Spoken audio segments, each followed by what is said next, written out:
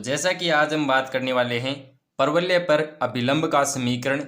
पहले तो बात करेंगे कि उस समीकरण को व्युत्पत्ति कैसे किया जाता है, फिर समझते हैं एग्जाम्पल के द्वारा कि हमें क्वेश्चन किस प्रकार पूछा जाता है अभिलंब के समीकरण का।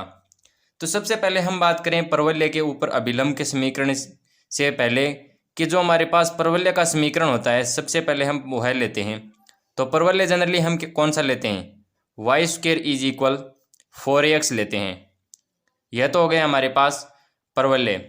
अब हम ले लेते हैं, इस पे कोई पॉइंट ले लेते हैं, बिंदु ले लेते हैं और उस पे हमें निकालना होता है अभिलंब का समीकरण। तो हमने एक बिंदु P मान लिया, पर बिंदु P मान लिया जिसके कोऑर्डिनेट हैं x1, y1। अब हम ज्ञात करेंगे इस बिंदु पर जो अभिलंब का समीकरण होगा वह क्या होगा। तो अभिलंब क्या होती है, एक प्रकार की रेखा होती है। तो हम जानते हैं कि एक बिंदु से गुजरने वाली रेखा का समीकरण क्या होता है। कहने का मतलब जो हमारे पास 1 पॉइंट फॉर्म होती है तो वह होती है किसी एक बिंदु से गुजरने वाली रेखा का समीकरण y माइनस y1 is equal m x minus x1। तो यह हो गया हमारे पास अभिलंब का समीकरण, जो बिंदु P से गुजरता है उसका समीकरण।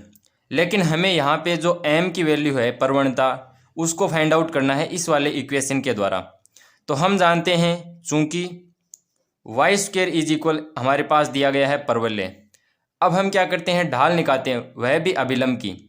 तो dy बाई डी एक्स किसी भी वक्र की क्या होती है, स्पर्श रेखा की प्रवणता होती है जिस बिंदु पे हमें ज्ञात करनी होती है। हम क्या करें, पहले स्पर्श रेखा की प्रवणता निकालते हैं, फिर बनाते हैं हम अभिलंब की प्रवणता।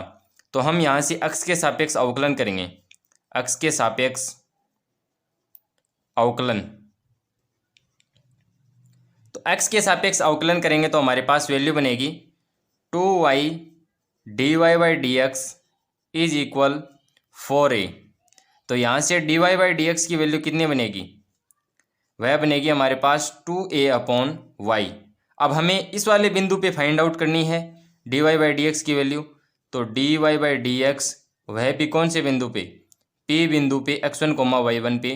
तो यहाँ पे x की कोई भी टर्म नहीं है लेकिन y की है, तो y की जगह क्या आ जाएगा, y1। तो यह आ जाएगी हमारे पास स्पर्श रेखा की प्रवणता आ जाएगी, जिसको हमने नाम दे दिया m1। तो m1 आ गई हमारे पास 2a अपॉन y1। यह हो गई हमारे पास स्पर्श रेखा की प्रवणता। अब हम जानते हैं कि जो स्पर्श रेखा की प्रवणता होती है हमारे पास और अभिलंब की प्रवणता होती है, उनके बीच में संबंध क्या होता है।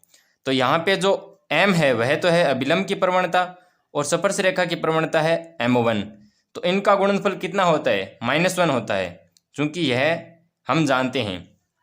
तो यहाँ से m की वैल्यू क्या बनेगी, -1 अपॉन m1।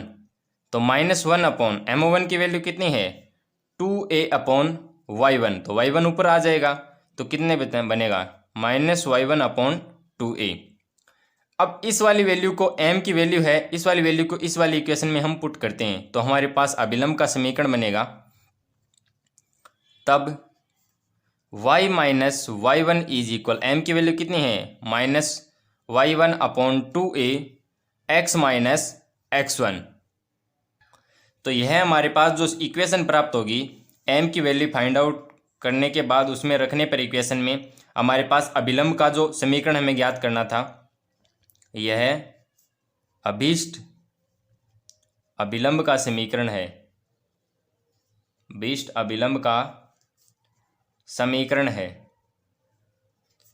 तो इस प्रकार हम जो हमारे पास परवलय होता है Y square is equal 4ax, उस पे जो पॉइंट दिया गया है x1, y1, उस पे हम निकालते हैं जो अभिलंब का समीकरण व्युत्पत्ति करते हैं, वह इस प्रकार व्युत्पत्ति करते हैं और फाइनली हमारे पास रिजल्ट मिलता है हमें y माइनस y1 is equal -y1 upon 2a x minus x1।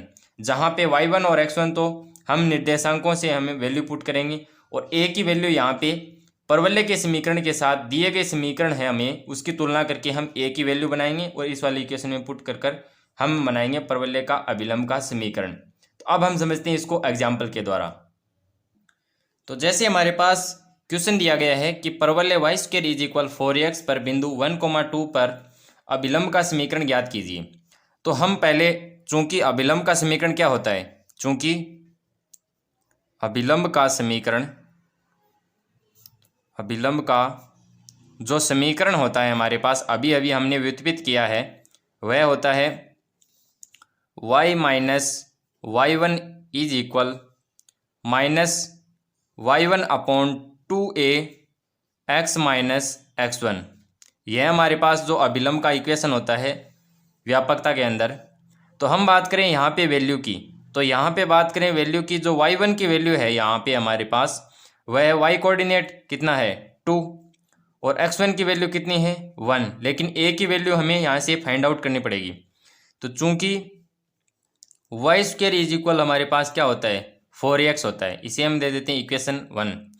अब इसी जो हमारे पास परवलय का समीकरण Y square is equal 4x है, इसी का रूप है हमारे पास Y square is equal 4x, इसको दे देते हैं इक्वेशन 2। हम बात करते हैं यहाँ से तुलना की, तो तुलना करेंगे हम, तो तुलना से हमारे पास क्या प्राप्त होगा, तुलना से जो 4a की वैल्यू है वह किसके इक्वल प्राप्त होगी a के इक्वल। तो यहाँ से a की वैल्यू कितने बनेगी 1 बनेगी, कितनी बनेगी 1 बनेगी। तो हमारे पास सभी वैल्यू आ गई, a की वैल्यू आ गई, x1 की और y1 की, इन सभी वैल्यू को इस वाली इक्वेशन में पुट करते हैं। तो हमारे पास जो अभिलंब का इक्वेशन बनेगा वह बनेगा y minus 2 is equal minus 2 upon 2 into 1, एवन a की वैल्यू 1 है और x माइनस x1 की वैल्यू भी 1 है। तो कितना बनेगा हमारे पास y माइनस 2, यह 2 से 2 कैंसिल हो गया, -1 x माइनस 1। तो y minus 2 is equal minus 1 को मल्टीप्लाई करेंगे माइनस x प्लस 1, तो y is equal minus x, minus का 2 है इधर जाएगा, प्लस का हो जाएगा 1 प्लस 2, y प्लस का x हो गया इक्वल हो गया 3। तो यह हमारे पास आ जाएगा अभिलंब का इक्वेशन, जो हमें परवलय Y square is equal 4x के बिंदु 1,2 पे ज्ञात करना था, वह y plus x is equal 3 आ जाएगा। तो इस प्रकार हम अभिलंब के समीकरण को आसानी से ज्ञात कर सकते हैं और व्युत्पत्ति भी कर सकते हैं। यह था हमारे पास आज की क्लास में अभिलंब का समीकरण। अगर वीडियो पसंद आई हो तो लाइक शेयर सब्सक्राइब करना ना भूलें। अगली वीडियो में मिलते हैं, तब तक के लिए जय हिंद, वंदे मातरम।